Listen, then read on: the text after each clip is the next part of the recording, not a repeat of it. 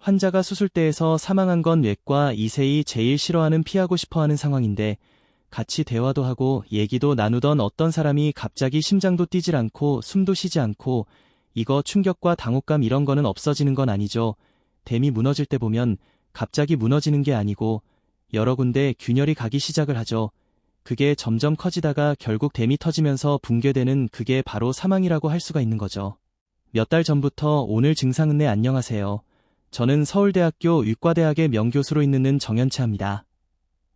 의료 현장에서 40년간 내과 의사로 활동을 해왔고 제가 암 진단을 받고 수술 받느라고 2년 일찍 퇴임을 했죠. 그나마 81년도 거예요. 제가 내과 전공의 레지던트 1년차 3월에 어느 병동에 가서 환자분들 전에 주최한 인계를 받았죠. 인계 받을 때이 환자들이 지금 굉장히 평온해 보이지만은 곧 중환자가 될 가능성이 있다. 그런 얘기를 인계 받았는데 아니나 다를까 인계 받고 일주일 있다가 몇몇 환자가 중환자가 되면서 사망을 했습니다서는 뭐 정신이 없었죠. 대 전공이 아닌가 보다 그만들라고 당직실에서 짐 사갖고 나오는데 누가 그러지 말라고 해서 오늘 여기까지 오게 된 게 아닌가 그런 생각을 듭니다.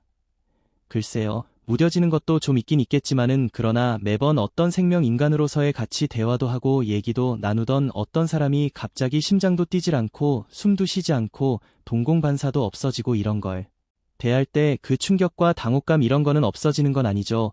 그런 거는 몇 달 전부터 오는 증상은 세상 일에 관심이 없어지고 주로 잠을 자고 뭐 이런 것들로 시작을 해서 임종 임박해서는 이제 혈액순환이 안 되니까 피부에 반점이 나타나는가 가래가 들끓고 소변을 잘 안 보게 되고 뭐 이런 것들이 이제 임종 임박한 증상이라고 볼 수가 있습니다.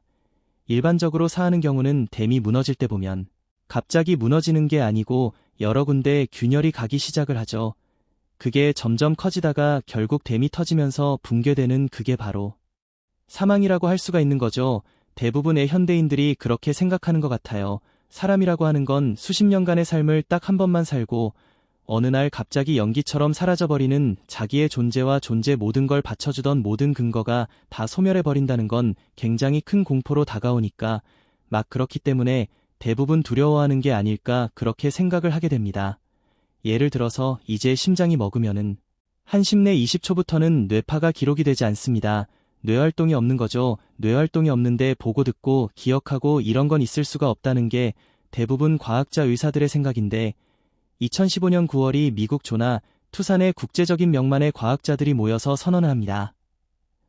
의식의 독립선언 의식은 불명하다 선언이라고 볼 수가 있는데 그 과학자들은 그 모임의 목적도 얘기해요. 우리가 뭐였는가 우리가 죽을 때 무슨 일이 일어나는지를 좀 알아보고 이거를 죽어가는 환자들한테 좀 적용해서 품위 있는 죽음을 맞이할 수 있도록 하자 이런 게 내용인데 그 선언문이 2016년 엑스플로러 한 학술지를 찾아보면 다 확인해 볼 수가 있습니다. 그 11개 항목을 의역을 해서 한 문장으로 요약하면 이렇게 되는데 육체가 죽어도 의식은 지속된다. 이게 과학자들이 한 선언의 내용입니다. 5가지의 근거 중심의 학문이 이런 선언을 하게 된 바탕이 됐다 얘기를 합니다. 첫 번째가 근사체험, 두 번째는 삶의 종말점 데스베 비전이라고 하는데 이건 뭐냐면 임종 임박한 환자가 먼저 죽은 가족이나 친제 마중을 받는 거죠. 또 임종하는 사람이 멀리 떨어진 공간에 있는 가족이나 지인들 앞에 모습을 나타내기도 하는 그게 삶의 종말지 데스베 비전이고 세 번째가 사후통신입니다. ADC고 약자를 쓰는데 애프터 더 커뮤니케이션 이건 잘 알아둘 필요가 있는데 우리 주변에도 많이 일어나거든. 가족 중에 누구가 죽고 나서 뭔가 메시지를 계속 보내는 거예요. 동양성 공통적으로 나온 거는 나비와 무지개지 누가 죽고 나서 나비가 도저히 나타날 수 없는 바다 한가운데 떠있는 배에 갑자기 나비가 나타난다든지 또 무지개가 뜰 상황이 아닌데 무지개가 나온다든가 사후통신의 목적은 죽은 가족이 내가 잘 있다는 걸 알려주기 위한 목적이라 고왔습니다. 네 번째는 전생에 대한 기억, 5번째가 이제 일부 역매 이렇게 얘기할 수가 있겠습니다. 5가지를 과학자들은 근거 중심이 5가지 학문이 바탕이 됐다고 얘기를 한 거죠. 17년째 강의하다 보면은 그런 이제 질문이 종종 나옵니다. 천국과 지옥이 있느냐 물어보는 거죠.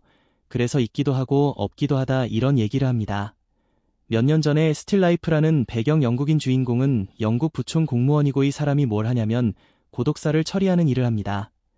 고독사로 친구가 들어오면은 죽은 사람의 행정을 다 조사해서 장례까지 실어주는 그 사람의 종교가 뭐고 이걸 꼼꼼하게 다 해서 연락도 해보고 그래서 아무도 없을 경우에 혼자 조문객으로 참석을 합니다. 어떤 노숙자의 고독사를 보고받고 조사를 해보게 되는데 노숙자가 봤더니 평소에 굉장히 개차반 같은 삶을 산 거죠. 그러나 이분이 어떤 일을 했냐면 영국과 아르헨티나가 벌였던 포클랜드 전쟁이 있죠. 그 전쟁에 군인으로 참가해서 위험한 순간에 자기의 목숨이 위험한 걸 무릅쓰고 동료의 생명을 구한 거예요. 그러면 이 사람은 어디로 가야 될까요? 개차반 같은 삶을 살았으니까 지옥으로 간 게 알지. 사람의 목숨을 구하는 살신성인 같은 행위를 했으니까 천국으로 가는 게 알지.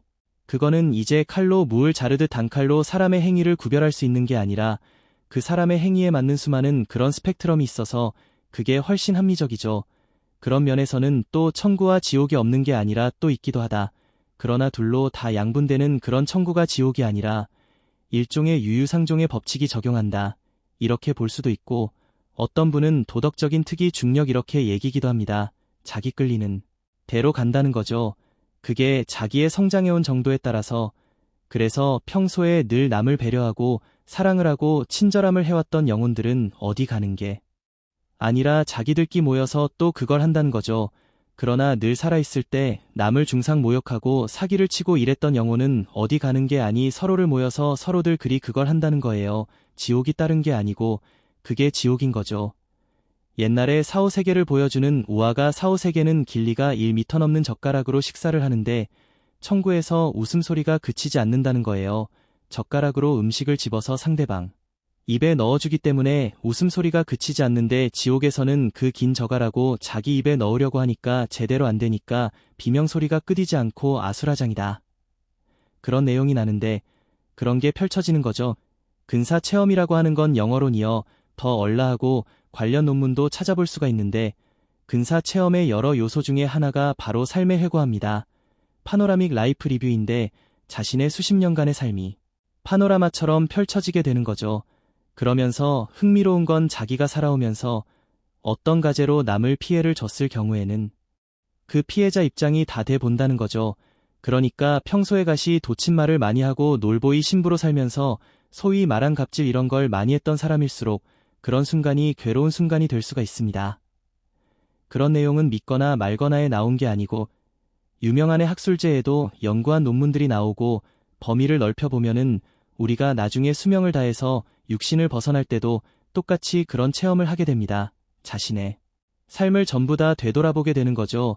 죽음의 지대라는 책을 쓴 독일의 유명한 산악과제 라이놀 메스너는 에베레스트도 무산소 등정을 하기도 하고 이분이 굉장히 재밌는 조사를 했는데 뭘 했냐면 산을 오르다가 떨어져서 추락사고를 당한 그러나 죽지는 않은 살아남은 사람들을 인터뷰를 했더니 산 정상까지 갔다가 추락을 한 경우에는 아무것도 할 수 없다는 거 알고 딱 포기한 순간 자신의 떨어지는 육체에서 빠져나와서 영원이 되겠죠. 의식체 고도 할 수가 있고 떨어지는 자신의 육체를 바라본다는 거죠. 그 우리 주변에도 굉장히 많이 있습니다. 갑자기 차에 치워서 공중에 붕 떠올랐을 때 자기 온 생애가 다 펼쳐지면서 되돌아보게 됐다. 수십 년간의 삶이지만 자르는 시간에 중요한 사건들을 전부 되돌아보게 냈다는 거죠.